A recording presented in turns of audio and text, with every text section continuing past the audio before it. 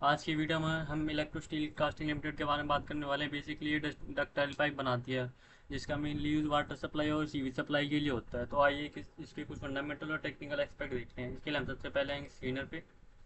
Screener पे आने के बाद हम अपना स्टॉक सर्च कर लेंगे, electro steel casting India limited. आप जब खोलेंगे तो आपको कुछ ऐसा इंटरफेस होगा। तो इसका मार्केट कैप 11,000 करोड़ का है। तो जो हमारा फर्स्ट पॉइंट होता है ना, मिनिमम मार्केट कैप किसी भी कंपनी में इन्वेस्टमेंट करने के लिए लॉन्ग टर्म के लिए, वो 10,000 करोड़ होना चाहिए। तो ये उस पॉइंट को पास आउट करती है। तो आइए इसके कुछ बाकी एस्पेक्ट देखते हैं। स्टॉक भी 15 का, इंडस्ट्री भी 35 का। तो पी रेशियो के हिसाब से अंडर वैल्यूड है। ग्राम नंबर 155 का, करंट प्राइस 188 का है। तो ग्राम नंबर के हिसाब से अभी ज़्यादा दूर नहीं गई है। पेट्रोल की स्कोर 8 का, मतलब नो लॉन्ग टर्म के लिए फिट बैठ रही है। डिविडेंड पे आउट इसका 11% का है। डिविडेंड 0.5% के आसपास है। तो ये दिखाता है कि कंपनी लगातार प्रॉफिट बना रही है, तभी डिविडेंड दे रही है। अगर कोई कंपनी आपको लगातार डिविडेंड देती हुई दिख रही हो तो ये इंडिकेट करता है कि कंपनी प्रॉफिटेबल है और भविष्य में आपको और भी अच्छे रिटर्न दिखा सकता है। फेस वैल्यू एक का है, मतलब इसमें पूरी तरह का स्टॉक स्प्लिट हो चुका है। भविष्य में आपको कोई स्टॉक स्प्लिट नहीं देखने को मिलेगा। अगर इसमें स्टॉक स्प्लिट नहीं हुआ तो ये 188 का प्राइस जो 1880 के आसपास होता।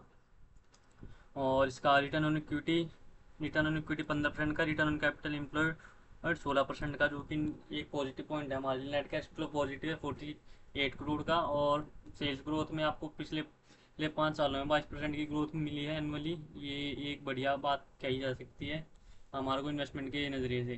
ये तो हो गए कुछ इसके फंडामेंटल की पॉइंट्स। आइए हम इसका प्राइस देखते हैं। इसका प्राइस चार्ट क्या कह रहा है। इसके लिए थोड़ा सा स्क्रॉल करके नीचे आएंगे। 200 डी में इसका देखें तो 200 डी में इसके 148 के आसपास आ रहा है। 50 डी में 180 के आसपास आ रहा है।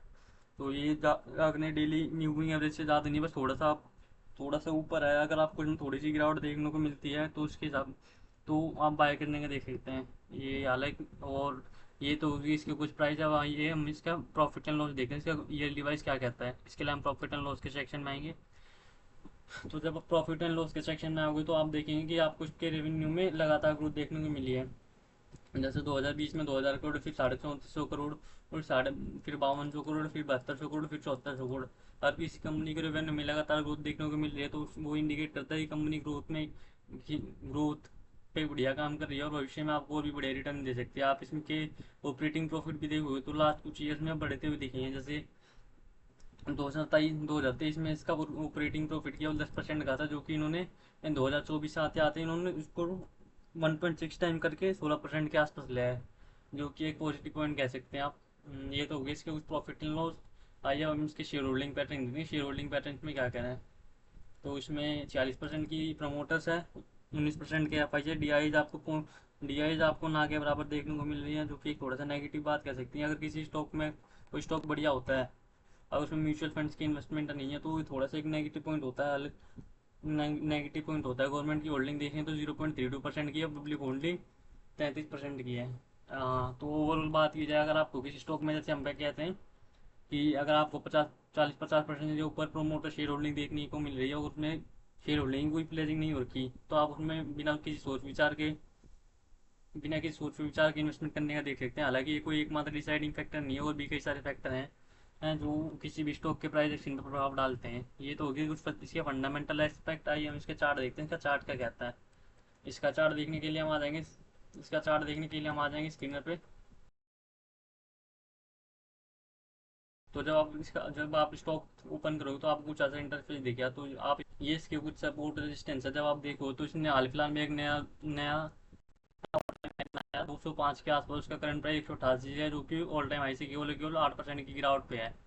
और जैसा कि हमने बताया कि पहले भी, कि अगर किसी स्टॉक में अगर आपको अच्छी खासी बढ़ोतरी देखने को बुल एक्शन देखने को मिल चुका होता है एक साल के अंदर अंदर, तो आपको उसमें एक अच्छी खासी करेक्शन भी देखने को मिलेगी। जैसे आप देखेंगे कि इसने ये तो 43 रुपये का ब्रेकआउट दिया था, तो उसके बाद इसने एक नया ऑल टाइम हाई बनाया था, 3 साढ़े 3 गुना।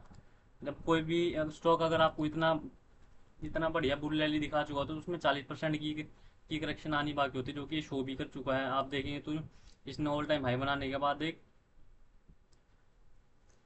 40-35% की करेक्शन शो करी थी। तो जहाँ तक इसने करेक्शन शो करी थी, वो इसका अब लेटेस्ट सपोर्ट का काम कर रहा है।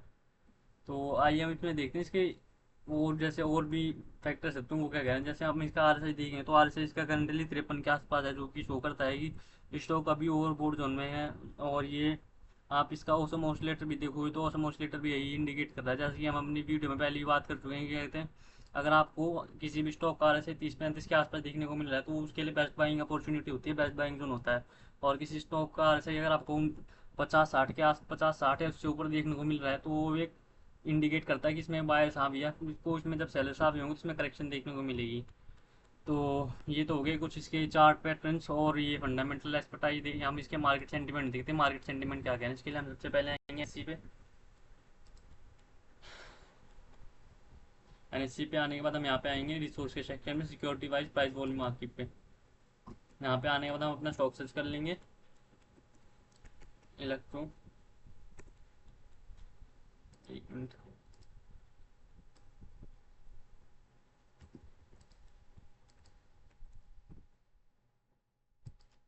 हम्म, तो इसका एक मंथ का डाटा खोल लेते, इसका एक मंथ का डाटा जो आप देखेंगे तो इसमें ठीक ठाक मात्रा में आपको डिलीवरी परसेंटेज में आपको देखने को मिला है 48%, 53%, 50%, 68%, 53%, 55%, 53%, 56%, 66%। तो जैसे कि हमने पहली बात की है कि कहते हैं अगर आपको किसी भी स्टॉक में लगातार डिलीवरी परसेंट है 50-60 या फिर उससे ऊपर देखने को वो बाय देखने को मिल रही है तो वो एक बेट, तो ये वो पॉजिटिव साइन होता है कि मार्केट में अभी बुल लेने आनी बाकी है। तो ये तो इसके कुछ मार्केट सेंटीमेंट आई हम देखते हैं, इसमें अगर हमारे को एंट्री लेनी हो तो एंट्री लेवल्स क्या रहेंगे। इसमें हम एंट्री दो या तीन जगह पे लेने कर देंगे, जिसमें हमारा पहला लेवल होगा। पहले तो अगर ये 204 का प्राइस ब्रेक करता है और हमारा निफ्टी 50 भी अपवर्ड मूवमेंट में रहता है, अगर अगर बजट आने के बाद अगर हमारा निफ्टी 50 भी अपवर्ड मूवमेंट में रहता है और ये 205 के ऊपर सस्टेन कर लेता है एक हफ्ता, तो आपको इसमें एक और नया 30-40% का गेन देखने को मिल सकता है।